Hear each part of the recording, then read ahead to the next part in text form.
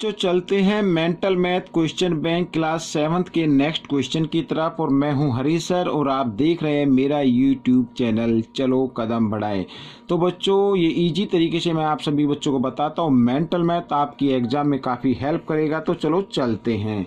यहां पर बच्चों मैं आपको दिखाता हूं। अब हम करने वाले हैं क्वेश्चन नंबर 42। ठीक है बच्चों, देखो क्या लिखा है। The temperature at a certain place was 9 degree Celsius above zero. ठीक है, एट 11 AM। ठीक है, यहाँ पर लिखा है दिन में 11 बजे 11 o'clock पर 0 से 9 डिग्री सेल्सियस ऊपर है। If it decrease at the rate of 3 degree Celsius per hour. उसमें लिखा जो डिक्रीज की रेट है वो पर आवर 3 डिग्री माइनस हो जाता है। ठीक है, यहाँ पर डिक्रीज हो जाता है यानी कम हो जाता है। At what time would the temperature by 6 degree Celsius below zero. तो हमें बताना है बच्चों कि किस समय, ठीक है, किस टाइम पर जो टेम्परेचर होगा वो 0 से 6 डिग्री कम होगा। ठीक है, ये हमें बताना यानी -6 का हो जाएगा। तो बच्चों देखिए क्वेश्चन आपने पढ़ लिया है, आइए इसको करना शुरू करते हैं। यहाँ पर बच्चों ये क्वेश्चन मैंने पहले से लिख के रखा हुआ है, ये मैं आपको इस फिगर से आपको समझाता हूँ। देखो बच्चों ये यहाँ पर फिगर मैंने बना दी है और अब हम कर रहे हैं सॉल्यूशन 42। देखिए यहाँ पर मान लीजिए ये एक टेम्परेचर की लाइन मैंने बताया, यहाँ पर ये है 11 o'clock बच्चों यहाँ पर। ठीक है, जो 9 डिग्री सेल्सियस यहाँ पर टेम्परेचर लिखा हुआ है। ठीक है, यहाँ पर चाहे तो आप सबके सामने डिग्री सेल्सियस लिख सकते हैं, इस तरीके से मैं भी लिख देता हूँ ताकि और अच्छे से समझ में आ जाए। तो यहाँ पर 0 डिग्री सेल्सियस और यहाँ पर माइनस, इस तरीके से ये मैंने सब में लगा दिया बच्चों। तो यहाँ पर डिक्रीजिंग रेट है जो बच्चों उसको भी हम लिख लेते हैं। यहाँ पर देखो डिक्रीजिंग रेट क्या है,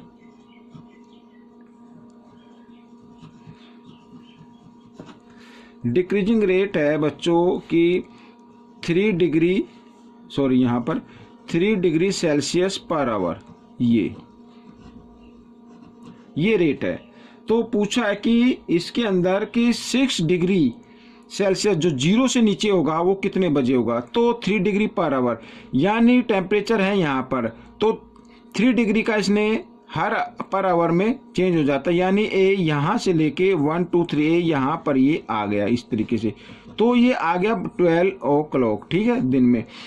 ठीक है, तो फिर 3 डिग्री का फिर जंप लिया क्योंकि पर आवर लगा रहा है, तो यहाँ पर 1 o'clock आ गया, ये 1 o'clock हो गया यानी 1 PM हो गया बच्चों यहाँ पर। ठीक है, फिर 3 डिग्री का जंप लगाया इस तरीके से, तो यहाँ पर ये 2 PM आ गया बच्चों। ठीक है, फिर 3 डिग्री का जंप लगाया यहाँ पर, तो यहाँ पर आ गया बच्चों 3 PM पर। ठीक है, और फिर -6 डिग्री पे आ गया यहाँ पर 4 PM पर। तो बच्चों तो माइनस डिग्री, ठीक है, -6 डिग्री जो टेम्परेचर होगा वो 4 बजे होगा, शाम के 4 बजे। ठीक है बच्चों, तो इसमें पूछा था कि कितने बजे उसका टेम्परेचर माइनस में आ जाएगा यानी -6 डिग्री जो है वो कितने बजे होगा, तो वो होगा 4 बजे। ठीक है बच्चों, ये क्वेश्चन सोल्व हो गया, कोई ज़्यादा वैसा क्वेश्चन नहीं था। ठीक है, ये मैंने सोल्व कर दिया। अब हम करेंगे क्वेश्चन नंबर 43 यहाँ पर। ठीक है, क्वेश्चन नंबर 43। तो क्वेश्चन नंबर 43 को भी हम पहले रीड कर लेते हैं बच्चों। यहाँ पर मैं आपको दिखाता हूँ, ये देखिए इस तरीके से। तो लिखा है Garvit earns a profit of ₹2 by selling 1 pen and suffers a loss of 50 paisa bye selling 1 pencil. ठीक है बच्चों, यहाँ पर यानी पेन बेचने पर उसे ₹2 का प्रॉफिट होता है और 1 पेंसिल बेचने पर 50 पैसे का लॉस होता है। वन डे, एक दिन, गर्वित अर्न्स ए प्रॉफिट ऑफ ₹10। एक दिन गर्वित ने ₹10 का प्रॉफिट अर्न किया। इफ ही सोल्ड 50 पेन, यदि उसने 15 पेन बेचे हों, then how many pencil did he sell, तो उसने कितनी पेंसिल आप उस दिन सेल की होंगी। बिल्कुल ही इजी क्वेश्चन है, आइए करना शुरू करते हैं। तो सबसे पहले बच्चों इसमें लिखा है कि उसने सेल जो किए हैं वो 15 पेन किए हैं यहाँ पर बच्चों। ठीक है, तो यहाँ पर मैं लिख देता हूँ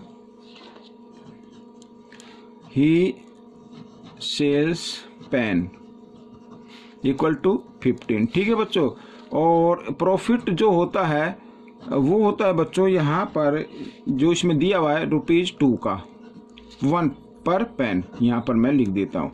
तो प्रॉफिट यहाँ पर लिख लेते हैं पहले, प्रॉफिट ऑन 15 पेन्स। तो 15 पेन्स पर कितना प्रॉफिट होगा ये हमें देखना। तो 15 को 2 से मल्टीप्लाई कर दो तो आ जाता है 30। ठीक है, तो उसे 30 रुपीज़ का प्रॉफिट होना चाहिए था लेकिन इसमें लिखा है उसे 10 रुपीज़ का प्रॉफिट हुआ। ठीक है, यहाँ पर लिख देते हैं बट प्रॉफिट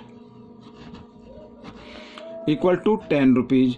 ठीक है, तो लॉस कितना हुआ तो यहाँ पर लिख लेते हैं लॉस। तो जो प्रॉफिट होना चाहिए था उसमें से जो एक्चुअल प्रॉफिट हुआ उसको माइनस कर दें तो ये आ गया बच्चों यहाँ पर लॉस।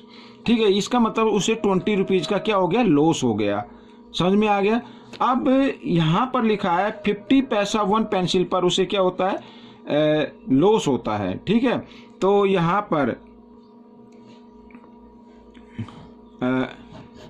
पर मैं लिखूंगा बच्चों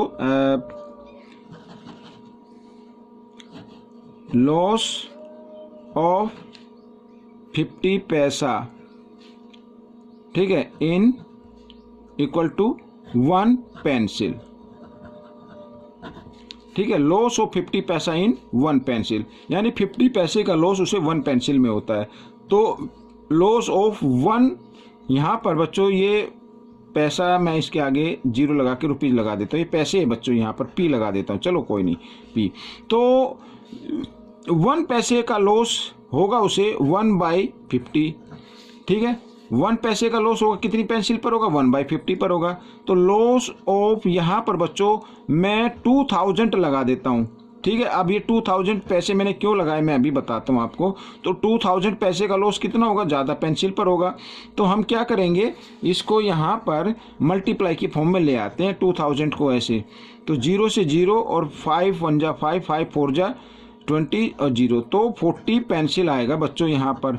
तो उसने उस दिन 40 पेंसिल बेची। अब आप ये सोच रहे होंगे, देखो बच्चों कि 2000 कहाँ से लिखा, तो रुपीज़ है 20, हम इसको चेंज कर लेते हैं पैसे में।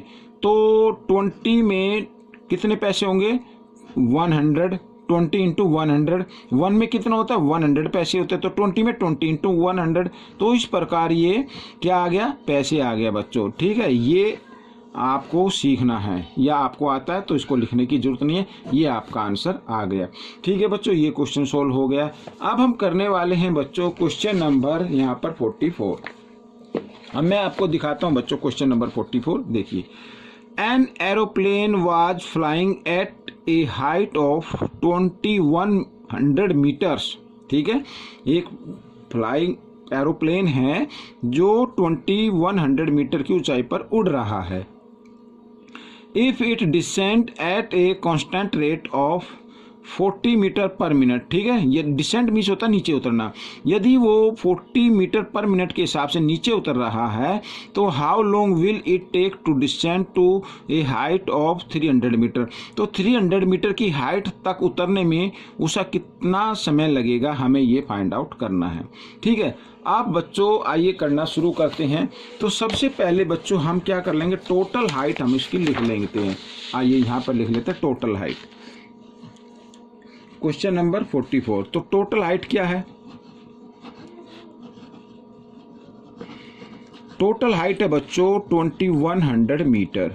ठीक है, और यहाँ पर अब रिमेनिंग देखो, जो हमें निकालना है वो निकालना है कि वो 300 मीटर तक। तो एक्चुअली काउंटेबल हाइट, तो यहाँ पर लिख देता हूँ काउंटेबल हाइट, जिसका हमें निकालना होगा काउंटेबल हाइट। तो हम क्या करते हैं, इस 2100 मीटर में से 300 माइनस कर देते हैं तो आ जाता है 1800 मीटर। तो 1800 मीटर का हमें निकालना है। ठीक है, अब डिक्रीजिंग रेट क्या है, यहाँ पर लिखा है कि 40 मीटर पर मिनट। ठीक है, तो यहाँ पर लिख देता हूँ डिसेंडिंग रेट लिख देते हैं। यहाँ डिसेंडिंग रेट इक्वल टू है 40 मीटर पर मिनट। ठीक है, इस तरीके से। यानी 1 मिनट में 40 मीटर उतरता है, यानी 40 मीटर के लिए टाइम लगता है 1 मिनट। तो लिख देते हैं, क्योंकि मीटर गिवन है तो मीटर को हम आगे लिखेंगे, ठीक है। तो यहाँ पर लिख देते हैं एन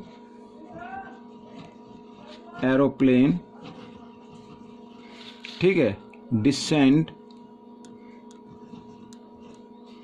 यहाँ पर डिसेंड्स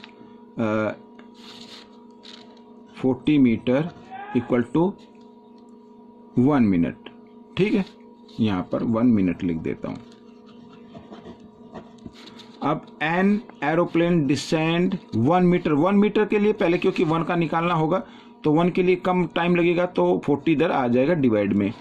अब एन एरोप्लेन डिसेंड 1800 मीटर, तो 1800 मीटर में तो ज़्यादा टाइम लगेगा, ज़्यादा के लिए क्या कर देते हैं, मल्टीप्लाई कर देते हैं यहाँ पर इस तरीके से। तो 0 से 0, ठीक है बच्चों, और 4 से हम इसको काटते हैं, 4 4 जा 16, ठीक है, 2 बच गया 0, 4 5 जा हो गया यहाँ पर 20। तो बच्चों 45 मिनट यहाँ पर मैं ये आंसर आ गया बच्चों, ठीक है। तो 45 मिनट के अंदर वो क्या होगा, वो नीचे आएगा, ठीक है बच्चों। ये क्वेश्चन सोल्व हो चुका है। आपको ये क्वेश्चन कैसा लगा मुझे कमेंट्स में लिखें, और इसमें से सीखकर आप दूसरे बच्चों को जरूर सिखाएं। मिलते हैं अगले पार्ट में, तब तक के लिए धन्यवाद।